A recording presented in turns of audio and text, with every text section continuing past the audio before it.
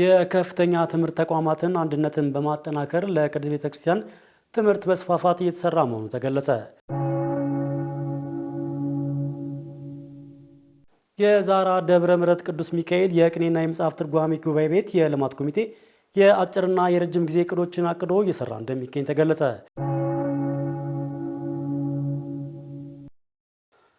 ሰላም እግዚአብሔር ከሁላችን ጋር ይሁን። የተወደዳችሁና የተከበራችሁ ውድ ተመልካቾቻችን ከማኅበረ ቅዱሳን ቴሌቪዥን የሰዓቱን ዜና ይዘን ቀርበናል። ዜናዎቹን እየመራው ቆይታ የማደርገው ዲያቆን መኮንን ለማ ነኝ።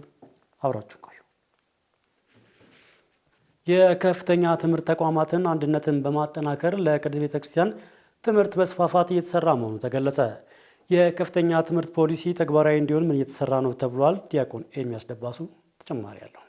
የከፍተኛ ትምህርት ተቋማት አንድነት በ2017 ዓ.ም ኮሚቴ አዋቅሮ የተለያዩ ስራዎችን በመስራት ላይ ይገኛል። በዚሁ አንድነት ውስጥ 9 ኮሌጆች በስሩ የሚገኙ ሲሆን በ2012 ዓ.ም የጸደቀውን የከፍተኛ ትምህርት ተቋማት ፖሊሲ ጨምሮ በስርዓተ ትምህርት ወጥነት ላይ ያተኮሩ ስራዎች እየተሰሩ ይገኛል። ሁሉም ለአንድ ቤተክርስቲያን ነው የሚሰራ፣ ግን ተቀራርቦ መወያየቱ ተቀራርቦ መነጋገሩ ብዙም የተለመደ አይደለም። አሁን በእያንዳንዱ ሀገረ ስብከት ያው እንግዲህ በተለይ አሁን በዘጠኝ ቦታዎች ወይም ደግሞ አይጉረ ስብከት ኮሌጆች አሉ።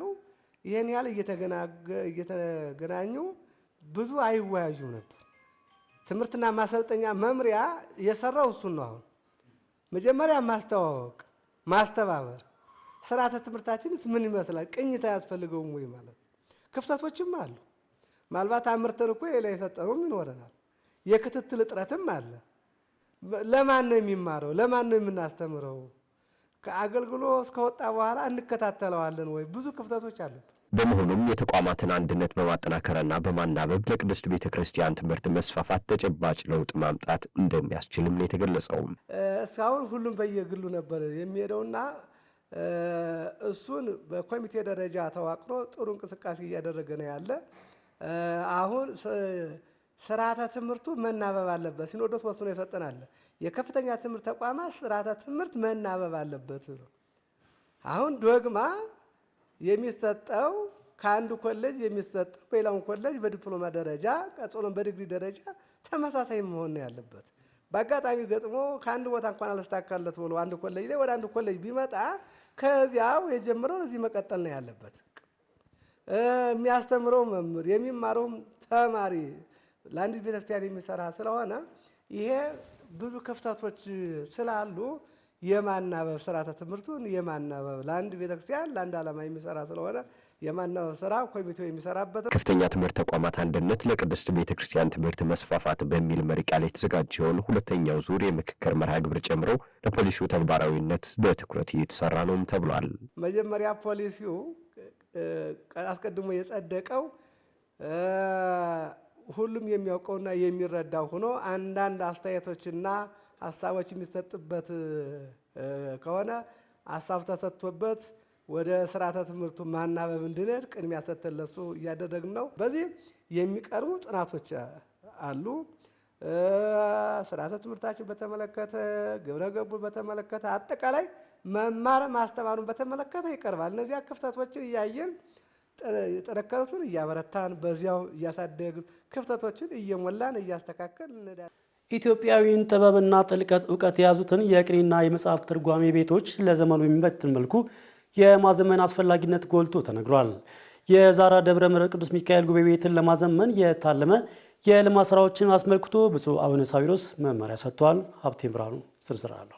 አሁን እነዚህ የአብነት ትምህርት ቤቶች እየተዳከሙ መጥተዋል። ይህም በዘመናችን የቤተ ክርስቲያኒቱ አገልግሎት ላይ ከፍተኛ የሆነ አሉታዊ ተጽዕኖ አሳድሯል። የዚህም ማሳያ የሚሆነው በሀገራችን ጠረፋማ አካባቢዎች እንሰማ የነበረው የቅዳሴና የማህሌት አገልግሎት መታጎል፣ በአብነት ትምህርት ቤቶች ላይ የሚስተዋለው ችግር አሁን ባለው ሁኔታ የሚቀጥል ከሆነ የነገዋን የኢትዮጵያ ኦርቶዶክስ ተዋሕዶ ቤተ ክርስቲያን መንፈሳዊ አገልግሎትና የእውቀት ሽግግር ፈተና ውስጥ ማስገባቱ የሚቀር አይመስልም። በአሁኑ ወቅት የአብነት ትምህርት ቤቶች እየገጠማቸው በሚገኙ የተለያዩ ሰው ሰራሽና የተፈጥሮ አደጋዎች ምክንያት እየተዳከሙ ስለመሆናቸው ይነገራል። ከነዚህም መካከል በወላዴ አእላፍ መልአከ ምሕረት ጥበቡ ታዬ የተመሰረተው የዛራ ደብረ ምሕረት ቅዱስ ሚካኤል የቅኔና የመጽሐፍት ትርጓሜ ቤት ይጠቀሳል።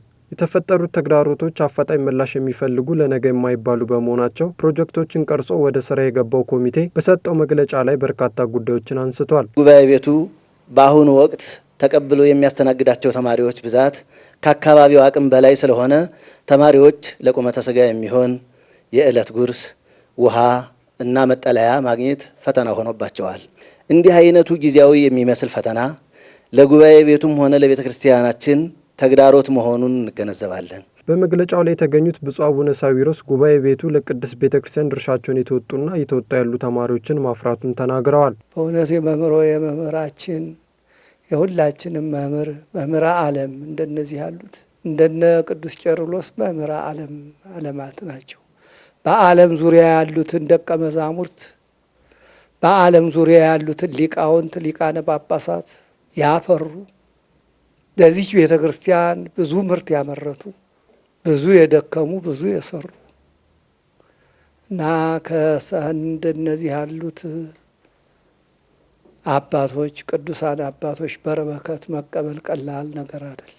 በመጨረሻም ጉባኤ ቤቱን ለማዘመን የተሰሩ ያሉ ስራዎችን ዘመኑን በዋጀ መልኩ ማከናወን እንደሚገባ አሳስበዋል። እንበርታ።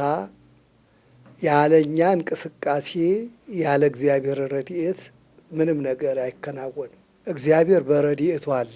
ግን ያንን በረድኤቱ የሚያከናውንልን እኛ የሚገባንን የምንችለውን ስናደርግ ነው።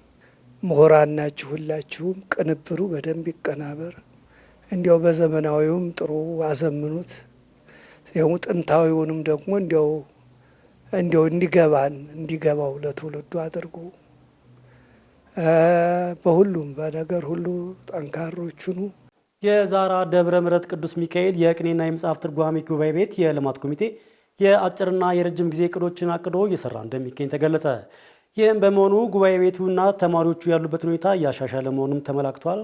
ሀብቴ ብርሃኑ የአብነት ትምህርት ቤቶች ከቅድስት ቤተ ክርስቲያንን ባሻገር ለሀገር የልቀት ማዕከል ሆነው በማገልገል ድርሻቸውን አበርክተዋል። አሁንም እያበረከቱ ይገኛሉ። ይሁን እንጂ በዘመናችን በርካታ ተግዳሮቶች ተጋርጦባቸው የሚገኙ ሲሆን ከነዚህም ውስጥ በደቡብ ጎንደር ሀገረ ስብከት የሚገኘው የዛራ ደብረ ምሕረት ቅዱስ ሚካኤል የቅኔና የመጽሐፍት ትርጓሜ ቤት አንዱ ነው።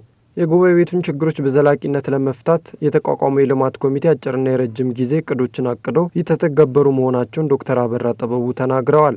ውይይት አካሄደን የረጅም ጊዜና የአጭር ጊዜ ስራዎችን ነው የለየ ነው። በአጭር በአፋጣኝ ምላሽ የሚፈልጉ የማደሪያ ቤት ነበረ። ወደ 15 ክፍሎች በላይ ያለው ነው። እሱ ተሰርቷል። የውሃ ችግራቸውን ለማድረግ አሁን ከሌሎች በጎ አድራጎት ድርጅቶች ጋር ከመንግስት ጋር በመተባበር በየጊዜው እየጠየቅን እናንተን እያደረግን ውሃ የሚያገኙበት እየሰራን ነው ያለ ነው። አሁን ለዘለቄታው ደግሞ ሁለት ታላላቅ ነገሮችን እየሰራን ነው። በአንድ በኩል የሚኖሩበትን መኖሪያ ህንፃ መስራት አለብን። የተማሪ ማደሪያ መስራት አለብን። ጉባኤው የሚካሄድበት አዳራሽ መሰራት አለበት። የመምህራን መኖሪያ ቤት መሰራት አለበት። ማረፊያ ፕላኑ በስርዓት እንዲሰራ ቢል ኦፍ ኳንቲቲም እንዲሰራለት ተደርጎ ዋጋው ሁሉ ወጥቶለት እሱ አሁን እጃችን ላይ አለ ማለት ነው። ሌላው የገቢ ማመንጫ ፕሮግራሞች አሉን። ስለዚህ እነሱን አንድ ወፍጮ ቤትና የሩዝ መፈልፈያ የአካባቢው እንትን ጥሩ ስለሆነ እሱ እንዲሰራ ተጠንቶ ቀርቧል ማለት ነው። ዶክተር አበራ አክለውም እነዚህ ችግሮች ቢኖሩም በተቻለ አቅም ትምህርቱ እየተሰጠ እንደሚገኝ ጠቁመዋል። በችግር ለምኖ ማግኘት ችግር ነው ልታስቡ ትችላላችሁ። ከአካባቢው አቅም በላይ ነው፣ አይሆንም። ግን ጉባኤ ቤቱ ሁልጊዜ እየጨመረ ምናልባትም እዚህ አካባቢ ሄዳችሁ ብታዩት እናንተ ብታደርጉ ከዚያ በላይ ነው የተማሪ ቁጥር እና በጣም በጥሩ ሁኔታ ጉባኤው እየተካሄደ ነው ያለው። አሁን ያሉት መምህር በቃ እሳቸውን መስለው ነው እየሰሩ ያሉት። በጣም በጥሩ ሁኔታ ነው የያዙት። አብነት ትምህርት ቤቶች ላይ መስራት የቤተ ክርስቲያንን አገልግሎት ማስፋፋት በመሆኑ ለእቅዶቹ ስኬታማነት ሁሉም ማገዝ እንዳለበት መልእክታቸውን አስተላልፈዋል። ሁሉም የኢትዮጵያ ኦርቶዶክስ ተዋሕዶ ቤተ ክርስቲያን ሁኔታ የሚያሳስበው ሰው ሁሉ በውጭ ሀገርም በሀገር ውስጥም ያሉ ምእመናን በጎ አድራጊዎች ባላቸው በገንዘብ በአቅማቸው በማቴሪያልም ቢሆን ቢረዱን ማህበረ ቅዱሳን እያገዘን ነው፣ እየረዳን ነው። ምስጋናችን በተደጋጋሚ እናቀርባለን። ባለሙያዎችም የምክር አገልግሎት በመስጠት እንዲህ ለማሰራት እንፈልጋለን፣ እንዲህ ማድረግ እንፈልጋለን ስንላቸው የምክር አገልግሎት እንዲሰጡን እንፈልጋለን። ለቅዱስ ላሊበላ አራቱ ጉባኤያት ትርጓሜ ቤት ድጋፍ ተደረገ። ለጉባኤ ቤቱ የትንሣኤ በዓልን ምክንያት በማድረግ ከ223 ሺህ ብር በላይ ግምት ያላቸውን የቁሳቁስ ድጋፍ ተደርጓል። ተመስገን ፍቃዱ ያዘጋጀውን ዘገባ አየለ ስራኝ እንደሚከተለው ያቀርበዋል። የጥንታዊና የታሪካዊ ጉባኤ ቤቶች መገኛም ቅዱስ ላሊበላ የአራቱ ጉባኤያት ትርጓሜ ትምህርት ቤት። ለዚህ ታላቅ የትርጓሜ ጉባኤ ቤትም በዓለ ትንሣኤን ምክንያት በማድረግ ግምቱ ከ223 ሺህ ብር በላይ የሚሆን የቁሳቁስ ድጋፍ ተደርጎለታል። እንግዲህ ከዋና ማዕከልም ጋር ስንነጋገር ማህበረ ቅዱሳን ጋር እንዲሁም ደግሞ እዚህ ያሉ ወንድሞች ጋር ወረዳ ማዕከሉን ስናናገር ያው ብዙ ችግር አለ በሀገሪቱም ብዙ ምእመናንም ችግር ላይ ናቸው። ግን እንደው እናወዳድር እስኪ አንዳንድ ጊዜ ጉባኤ ቤቶቻችን ምን ላይ እንዳሉ እንኳን አይደለም ገጠር ላይ ያሉ ጉባኤ ቤቶቻችን በከተማ ላይ ያሉት ጉባኤ ቤቶቻችን ብዙ ዘርፈ ብዙ የሆነ ችግር አለባቸው። ያው እኛም ስለምናውቀው ማለት ነው በተለያየ ቦታ ስለምንንቀሳቀስና የቅዱስ ላሊበላ የአራቱ ጉባኤያት ብዙ ችግር አለበት። ግን እንደ መነሻም ሊሆን ይችላል። እንግዲህ ሰው ያቅሙን ነው የሚንቀሳቀሰው። ከዚህም በላይ ብዙ ነገር ብናደርግ ደስ ይለን ነበር። ምእመናን እንዲቀጥሉ እንዲኖሩ ቤተክርስቲያን እንድትቀጥል እንድትኖር ግዴታ የቤተ ጉባኤ መኖር ግዴታ ነው። በቃ ወደንም ጠላንም ይሄን ማድረግ ለኛ ግዴታችን ነው ማለት ነው። ይሄንን እንደ ቁም ነገር እንድትወስዱት አደራ ላለሁ። እንደ ቤተ ጉባኤያችን ዛሬ ስለተደረገልን ነገር በእውነቱ እጅግ ከልብ እናመሰግናለን። እግዚአብሔር ይስጥልን፣ እግዚአብሔር ያክብርልን። የወረዳው ማዕከል ከልብ ነው የምናመሰግነው። በእያንዳንዷ ጊዜ አይለየንም በእውነቱ ከማንም በተሻለ መንገድ ማለት ነው። የደብረ ሮሃ ቅዱስ ላሊበላ ዋና አስተዳዳሪ ቆሞስ አባ ሕርያቆስ ጸጋዬ እንደገለጹት ጉባኤ ቤቱ አሁን ካለበት ችግር ወጥቶ አገልግሎቱን ለማስቀጠል በተለያዩ መንገዶች ድጋፍ እንደሚያስፈልገው ጠቁመዋል። እውነት ለመናገር ያው እንደምታውቁት የሊቀ ሊቃውንት ሳሙኤል አካሄድም እንቅስቃሴም ራእይም ዘመኑን በዋጀ ነው። የአባቶቹን ፈለግ ባልተወ ዘመኑን በዋጀ የትምህርት ስርዓቱ ጊዜውን በዋጀ መንገድ እንዲሆን ትልቅ ጥረት እየተደረገ ነው። ያው ያያችሁ ነው። የትርጓሜው ባህለ ትርጓሜው እንደተጠበቀ ሆኖ ይሄን መንገድ ለማስቀጠል ከጊዜው ጋር ለማስተሳሰር የሚሄዱበት መንገድ ትልቅ ተስፋ ጭሮብናል። እግዚአብሔርን በዚህ እናመሰግነዋለን። የጉባኤ ቤቱ መምህር ሊቀ ሊቃውንት ሳሙኤል አስናቀ በበኩላቸው በቀጣይ ጉባኤ ቤቱ ዘመኑን ወደ ዋጀ የመማር ማስተማር ስርዓት ለማሸጋገር እቅድ መኖሩንም አሳውቀዋል። እንደ ትምህርት ቤታችን እንግዲህ ዛሬ ላይ የምናስበው ነገር ልክ እንዳሁኑ ጊዜያዊ ችግር መፍታት ነው ትምህርት ቤቱ የሚያስበው ማለት ነው። ሁሌም ቢሆን የሚቀድመው መቀመጥ ነው፣ መቀጠል ነው፣ መኖር ነው። ከዚያ በኋላ ያለው ነገር ደግሞ እንዴት እንኖር ይታሰባል ማለት ነው። አንዱ መሰረታዊ ነገሩ የዕለት ስንቅን ማግኘት፣ ልብስን ማግኘት፣ እንደዚሁም ደግሞ ልክ እንደ የትኛውም ሰው ንጽህናን መጠበቅ የሚቻልበት ሁኔታ መፍጠር፣ ማረፊያ ቤት ማዘጋጀት ነው። ለዚህ ደግሞ የትምህርት ቤታችን ዋና ችግሩ ነው እንደምታዩት ስለሆነ ማለት ነው። ይህን ለመቅረፍ የመጀመሪያ ችግራችን ብለን እየተንቀሳቀስን ነው። ቅዱስ ላሊበላን የሚመጥን ቤተ ጉባኤ ኖሮ ያው ለዓለም እንዲጠቅም ማድረግ ነው። መቼም ጉባኤ ቤት የተሰራው እዚህኛ ጋር አይደለም፣ የኛም አይደለም በእውነቱ ማለት ነው። ከዚህ አንፃር ለዓለም የሚጠቅም ትምህርት ቤት እንዲሆን ሰዎች የሚበሉትን እያሰቡ እንዲማሩ አይደለም ፍላጎታችን፣ ወይም የሚለብሱትን እያሰቡ እንዲማሩ አይደለም ፍላጎታችን። በገጠሪቱ የሀገራችን ክፍሎች የሚገኙ ደቀ መዛሙርትን አስተምሮ ማሰማራት የተዘጉ ቤተ ክርስቲያናትን ማስከፈት ነው ሲሉ የሀዲያና ስልጤ ሀገረ ስብከት ዋና ስራ አስኪያጅ ገለጹ።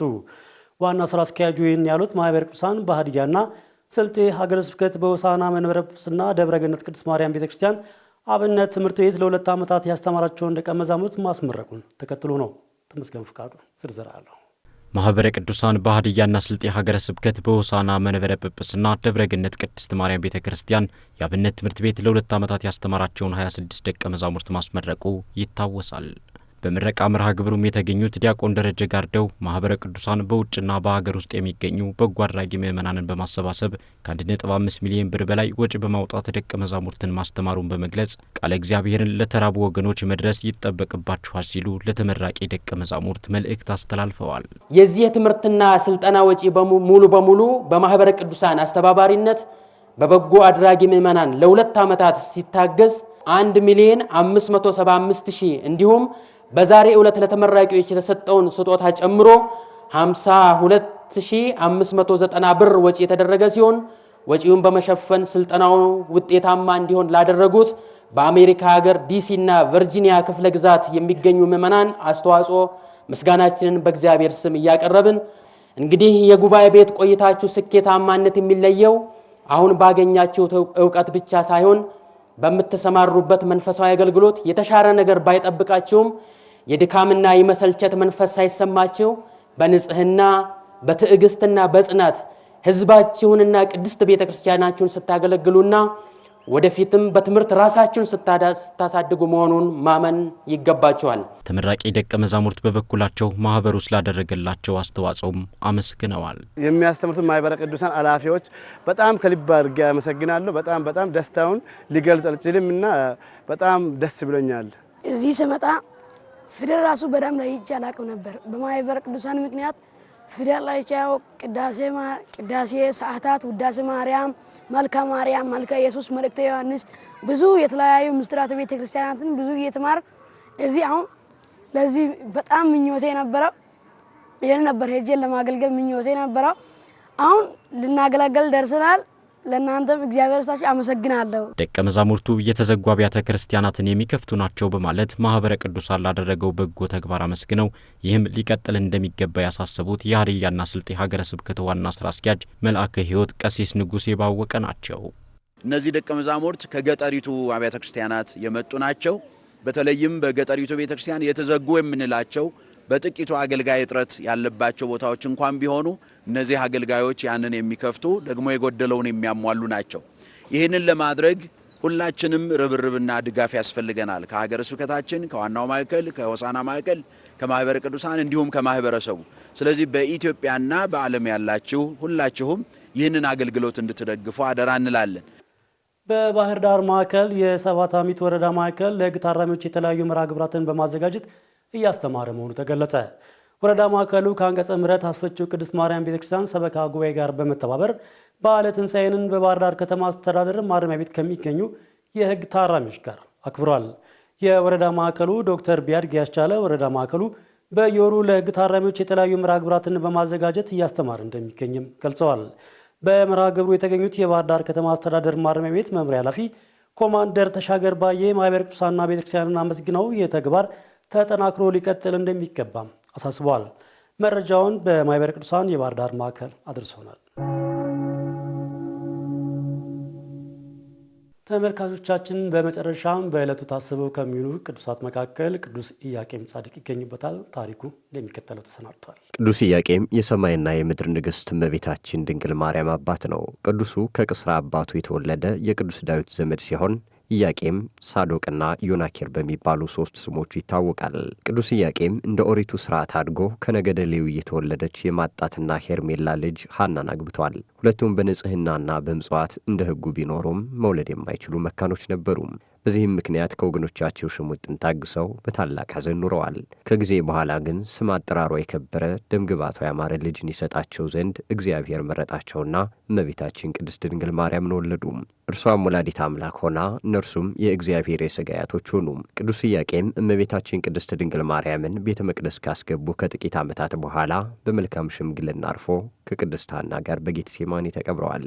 አምላከ ቅዱሳን ከቅዱስ ኢያቄም በዚህ ዕለት ከሚታሰቡ ቅዱሳን ምልጃና ጸሎት ያሳትፈን።